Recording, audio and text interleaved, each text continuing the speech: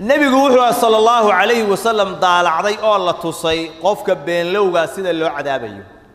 النبي وحده ولا الميوان صعني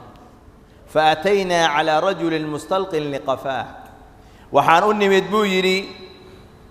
نين يالا دولك تشيغا ويالا oo dhinaca jeegada dhulka u yaala oo indhihiisa kor u taagaya u nimid wa idha qa'ibun alayhi bikallubin min hadid iyo mid kale oo la dul taagan bil mishaar ah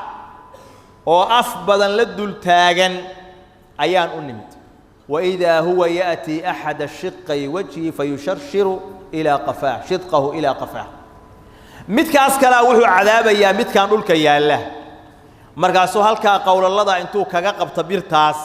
ayuu jeexaya ilaa qoorta u geeyo man kharahu ila qafah halka sankaagu mar labaad intuu ka saaro jeexaya ilaa qoorta u geeyo wa aynahu ila qafah ishu ka dilaacinaya jeexaya ilaa qoortu geynaya dhinaca saddex meelood markuu ka dilaaciyo ayuu dhinaca kale u gadinaya markaasoo saddex kale oo sidii oo kale ka jeexaya markuu dhameeyo midda dambe ayaa dhinacii hore uu raysanaya oo isku dhagaya sidii hore uu noqonaya markaasuu ku soo laabanaya oo waxa weeyaan dilaacinaya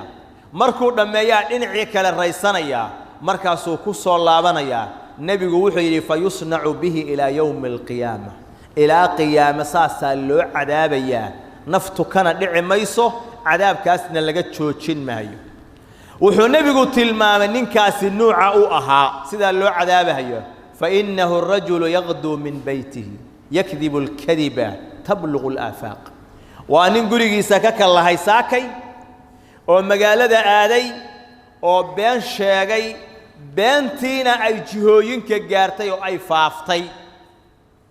ninkaas asaas loo cadaabaya ayaa nabigu yiri kaleey salaatu wasalaam hal been buu sheegay halkii been baa la qaaday jihooyin badan bay kala gaartay cadaabka uu qofkaasi mutaysanaya waa cadaabkaas ilaa qiyaamada sidaas loo cadaabaya been lowgaas ay beentiisu ay faaftay maxaad u maleynaysaa ninka haysta mikrofon iyo idaacad oo halka ka tafawuhayo ku dhawaaqayo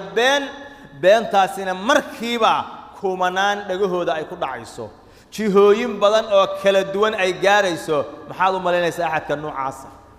taqullaha wala takdib ilaahay ka cabso oo habeena sheeg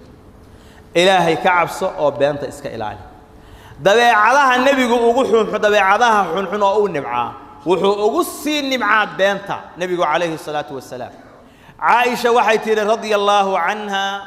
ما كان من خلق أبغض إلى رسول الله من الكذب dabeecad uu nabigu ka nimca ma aynan jirin beenta dabeecadaha dadku ay leeyeen oo xun nabigu wuxuu ugu nimca dabeecada beenta ayuu ugu nimca ma tala'a ala ahad min dhalika bi shay'in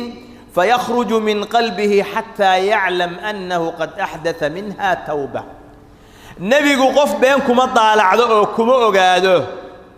oo markaas qalbigiisa qofkaasi uu ka baxo وقلبي في عنو سليم وكقابله إلى النبي جو أجاده إنه كتوبت كان ومر هدي النبي جو قفك بين وكطالع عضو قفك عس النبي أكتي سوح قيمة كمالهاي من آمنهين إلى النبي صلى الله عليه وسلم أجاده إنه قفك عس بين يضع هين وإلهي أقول عبتي أو كتوبت كانوا بين تمسك داعي